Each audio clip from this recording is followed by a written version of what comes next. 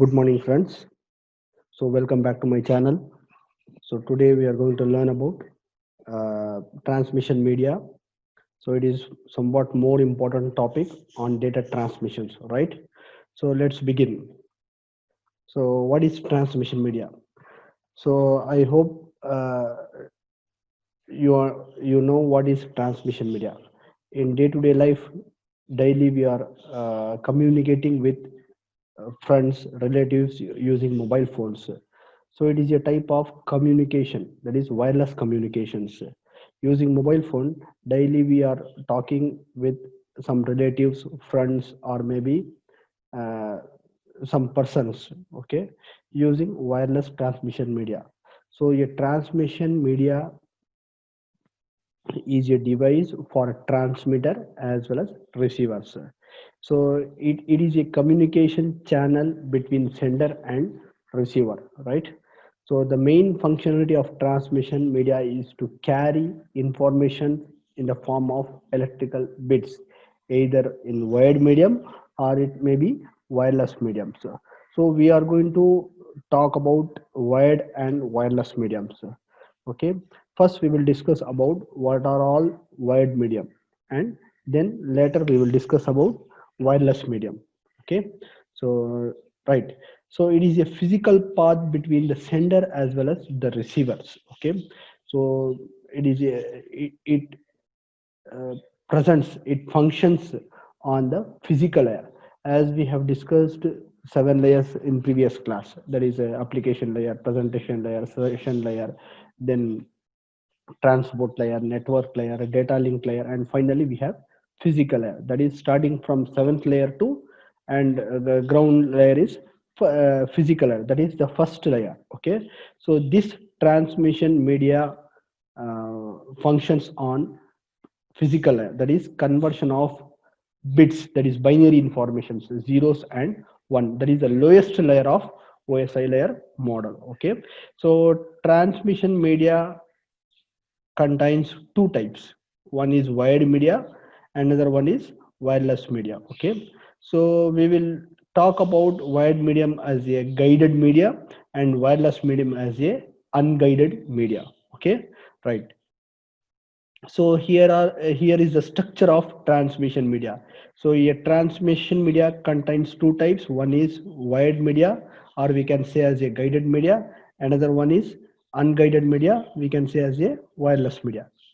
Okay, this guided media is further classified into three types. One is coaxial cable, another one is fiber optics cable, another one is twisted pair cable. Okay, so these three cables are a wired transmission media. Okay, whereas in wireless media these three are wireless communication channels, either in radio waves or microwaves or maybe infrared waves. Okay, so today we are going to study only the wired medium alone. Next session we will discuss about wireless media. Okay, right. So this guided media are classified into three types, that is coaxial cable, fiber optics cable, and twisted pair cable.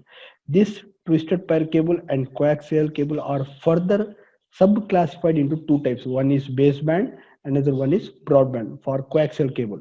So then this twisted pair is further classified into another two types. One is unshielded twisted pair, another one is shielded twisted pair. So unshielded twisted pair belongs to a twisted pair cable category.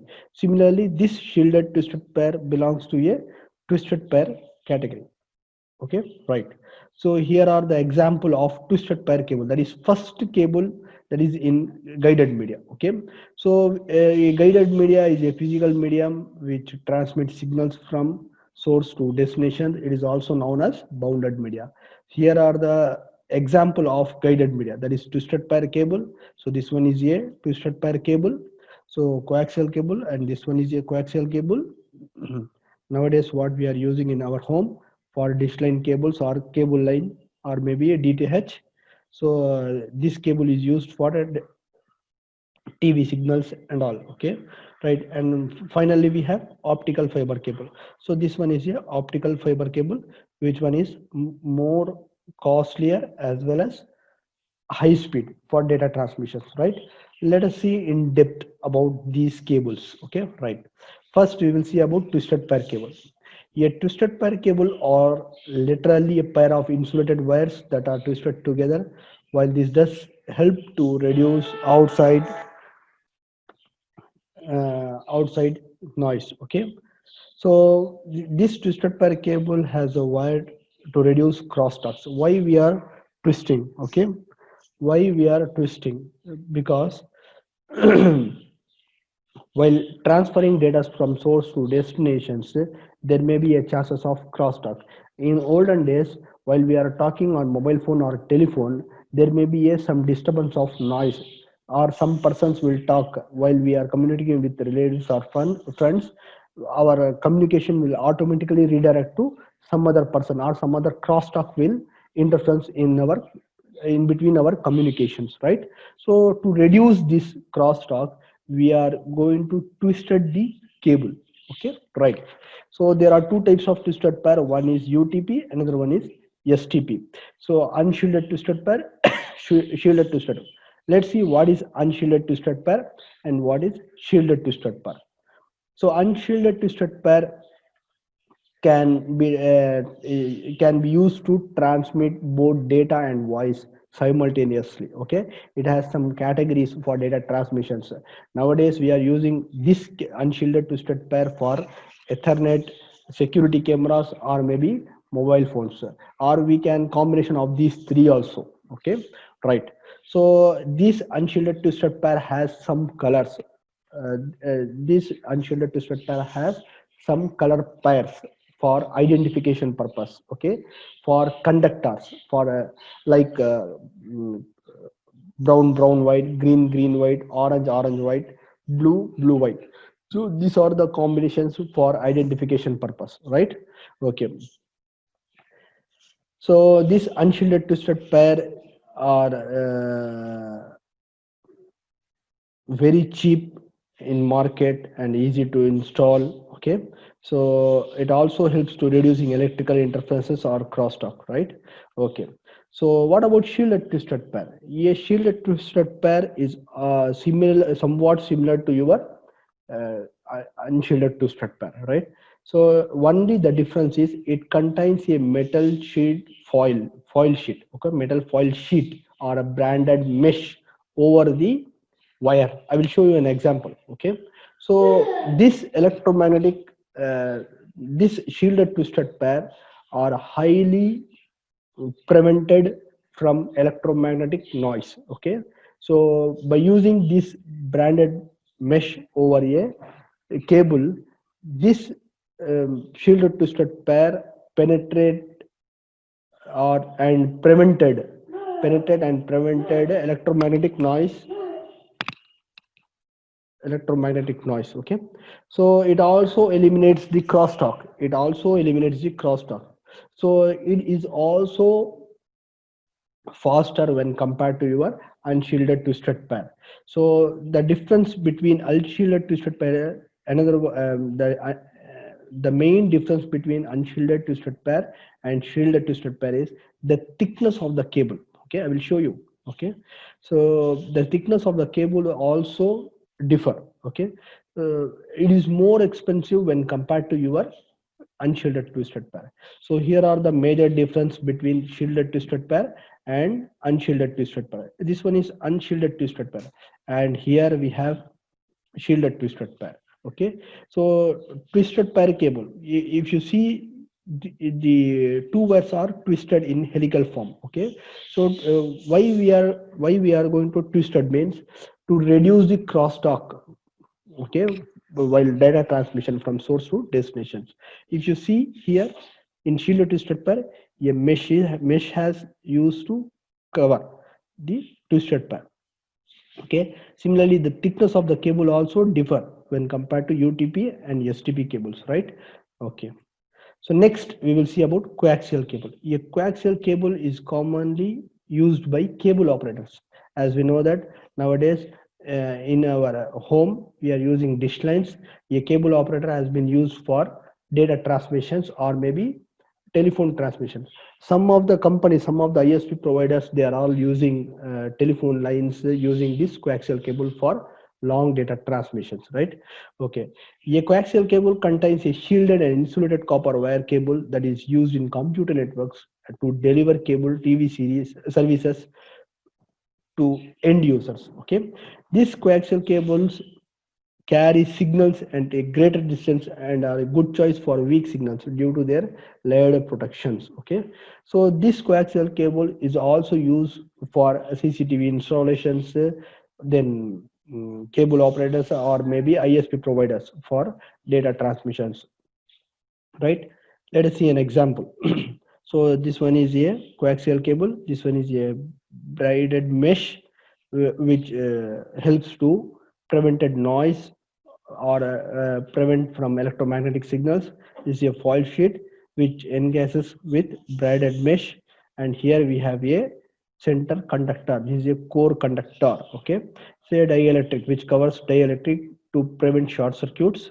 Okay, this is the outer jacket which covers whole cable. Okay, this is the outer jacket. This is a plastic jacket which covers whole cable, right? So it consists of four primary components as per a core copper wire which serves as primary channel. So here only we are transmitting our data. So then a dielectric plastic insulator which surrounds the copper. So this one is a dielectric material which surrounds the copper. Okay, a braided copper or aluminum sheet beneath the insulator. This is used to protect from external electromagnetic interferences.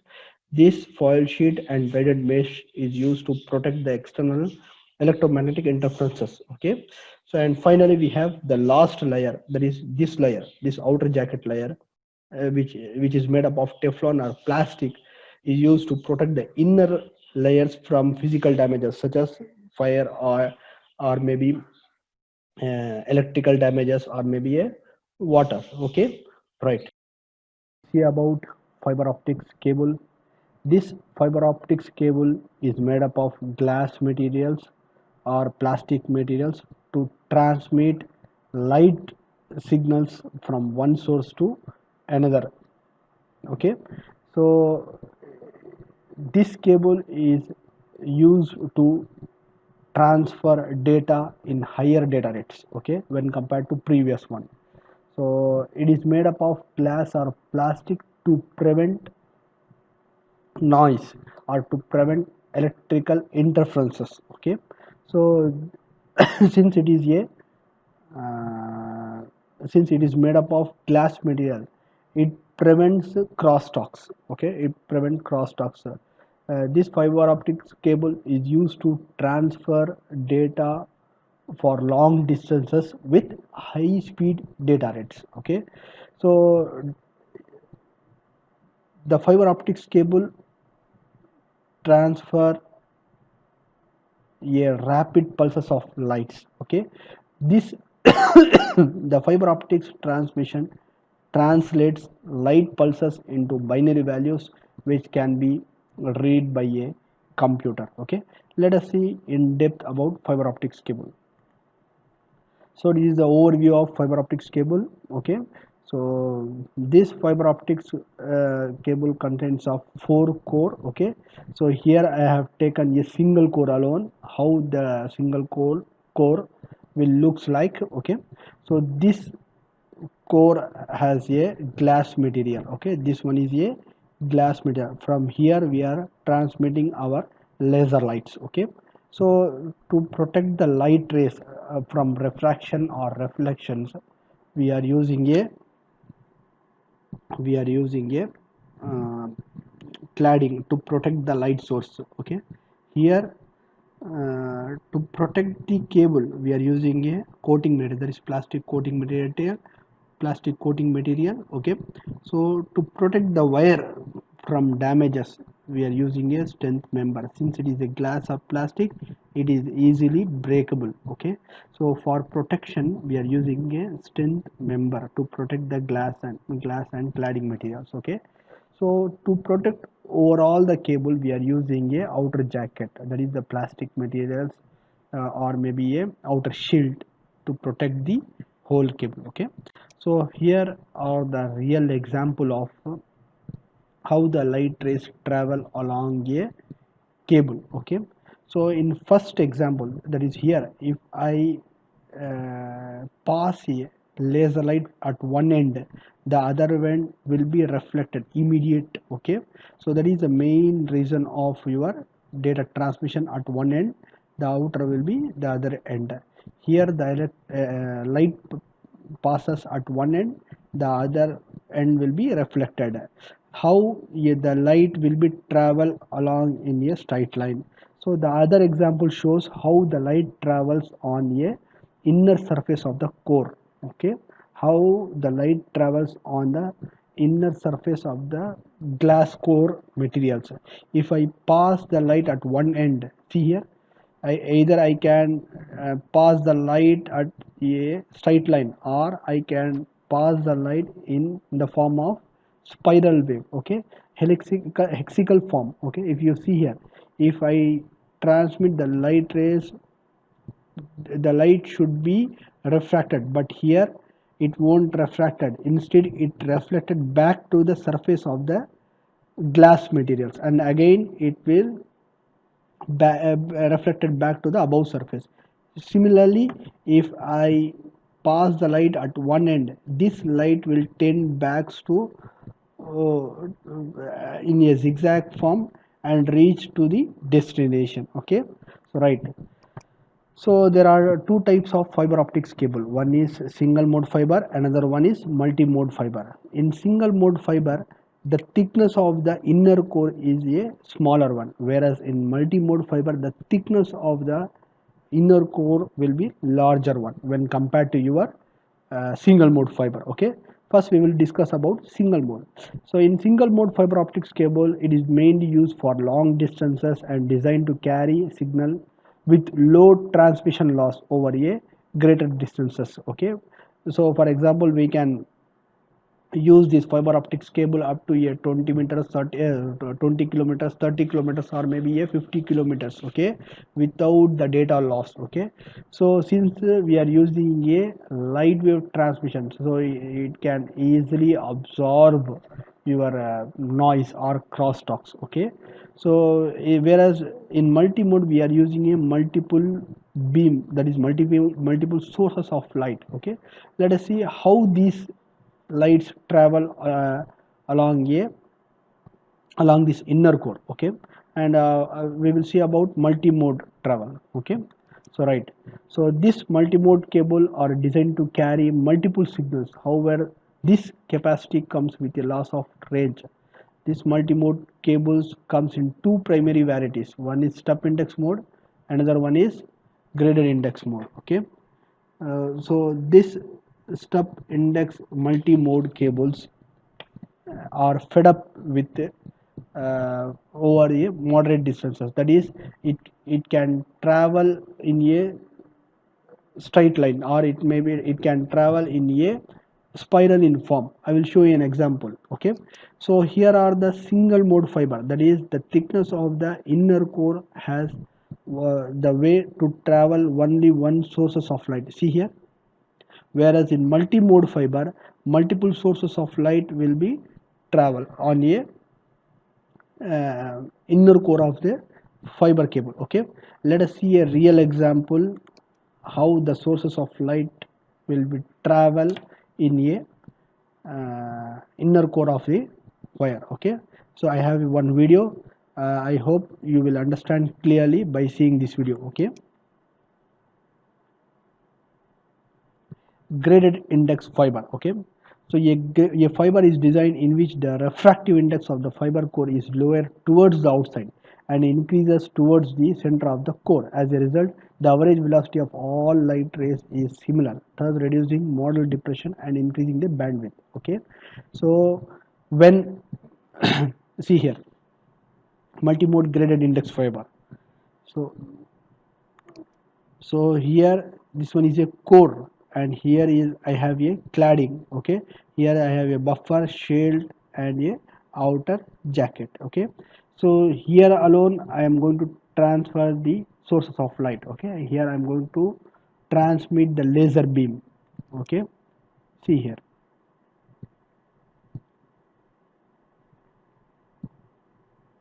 so n1 and n2 are the refractive index. Okay, so n1 and n2 are the thickness of the inner core. So if I transmit a laser beam at one end, only one sources, it creates a helical form. See here, light source. Okay, it creates a helical form. That is more number of beams. Okay.